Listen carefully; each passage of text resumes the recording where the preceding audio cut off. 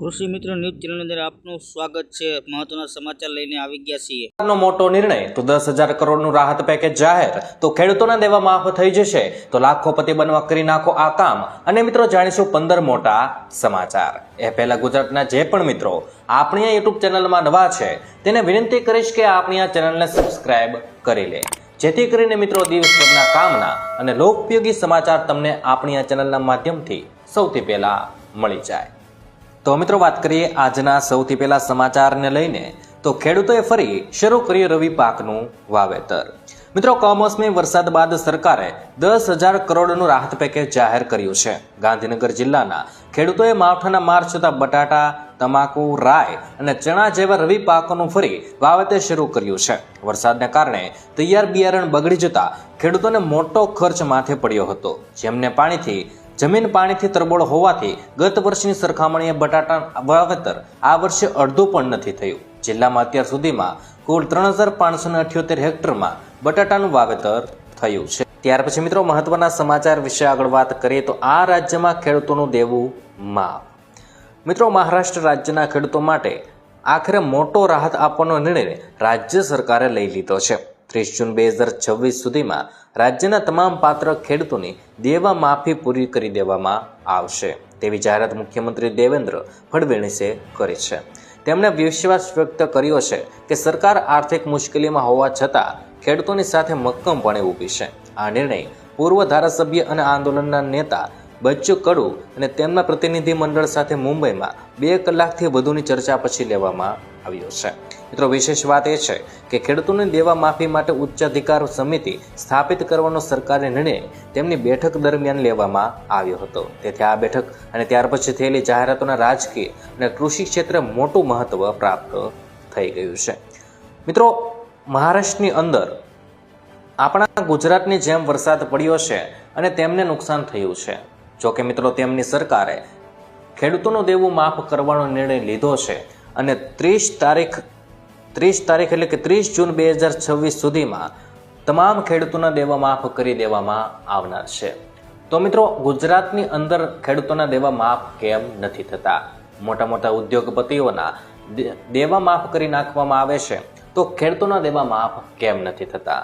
ત્યાર પછી મિત્રો મહત્વના સમાચાર વિશે આગળ વાત કરીએ તો 20 ડિગ્રીથી નીચે તાપમાન પહોંચી ગયું। મિત્રો ગુજરાતમાં કમોસમી વરસાદની વિદાય બાદ ગુલાબી ઠંડીનો અહેસાસ થઈ રહ્યો છે। રાજ્યના 16 જિલ્લામાં તાપમાન 20 ડિગ્રીથી નીચે નોંધાઈ ગયું છે, જેમાં નલિયા 16.2 ડિગ્રી સાથે સૌથી ઠંડુ રહ્યું છે। મિત્રો અમદાવાદમાં પણ સિઝનમાં પહેલીવાર 17 ડિગ્રી તાપમાન નોંધાયું છે। હવામાન વિભાગની આગાહી મુજબ પવનની દિશા બદલાતા રાતથી ઠંડીનું જોર વધી જશે। ત્યાર પછી મિત્રો મહત્વના સમાચાર વિશે આગળ વાત કરી નાખીએ તો ખેડૂતોને રાહત પેકેજની જાહેરાત। મિત્રો ગુજરાતમાં પાક નુકસાનના બદલ ખેડૂતોને પ્રતિ હેક્ટર 22,000 રૂપિયાનું વળતર ચૂકવવામાં આવનાર છે। વધુમાં વધુ 2 હેક્ટર સુધીની જ સહાય મળવા પાત્ર રહેશે અને રાજ્ય સરકારે ખેડૂતોના પાક નુકસાન સહાય પેકેજની જાહેરાત કરી નાખી છે।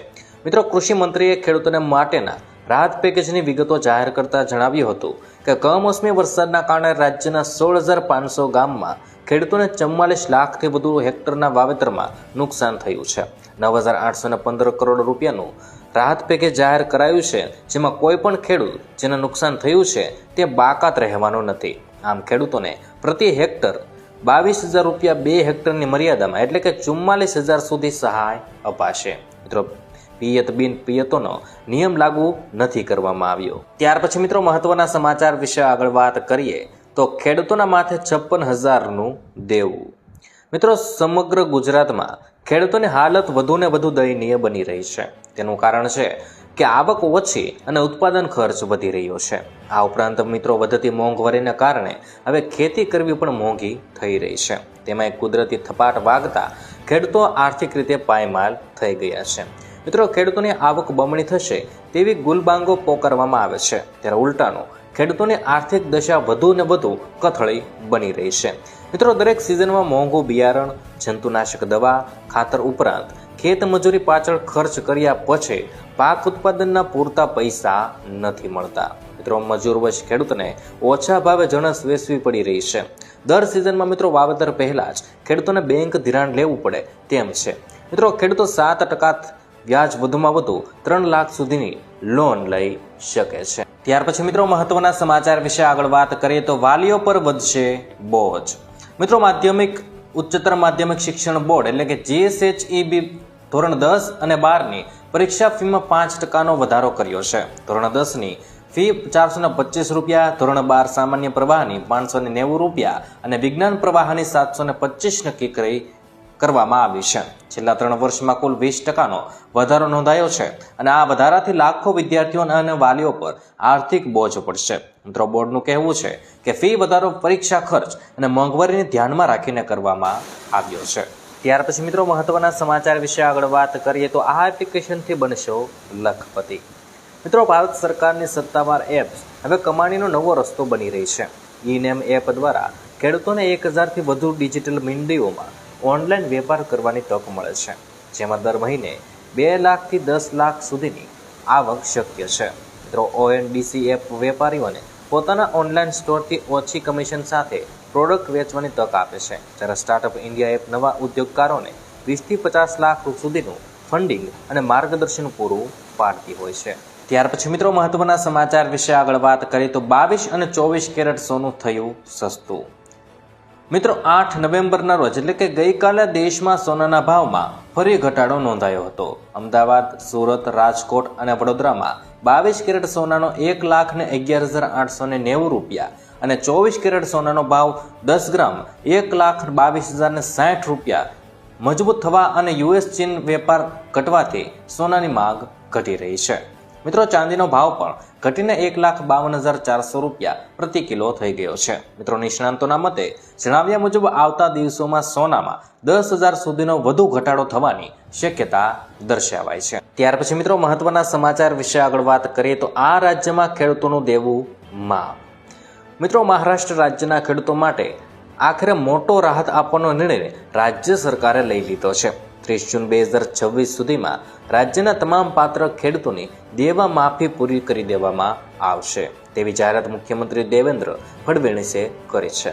તેમણે વિશ્વાસ વ્યક્ત કર્યો છે કે સરકાર આર્થિક મુશ્કેલીમાં હોવા છતાં ખેડૂતોની સાથે મક્કમપણે ઊભી છે. આ નિર્ણય પૂર્વ ધારાસભ્ય અને આંદોલનના નેતા બચ્ચુ કડુ અને તેમના પ્રતિનિધિ મંડળ સાથે મુંબઈમાં 2 કલાકથી વધુની ચર્ચા પછી લેવામાં આવ્યો છે.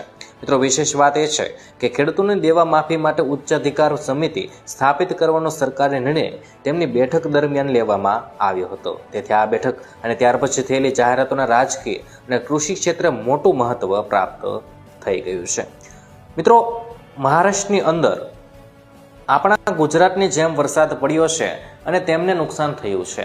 જોકે મિત્રો તેમની સરકારે ખેડૂતોનું દેવું માફ કરવાનો નિર્ણય લીધો છે અને 30 તારીખ એટલે કે 30 જૂન 2026 સુધીમાં તમામ ખેડૂતોના દેવા માફ કરી દેવામાં આવનાર છે. તો મિત્રો ગુજરાતની અંદર ખેડૂતોના દેવા માફ કેમ નથી થતા? મોટા મોટા ઉદ્યોગપતિઓના દેવા માફ કરી નાખવામાં આવે છે તો ખેડૂતોના દેવા માફ કેમ નથી થતા?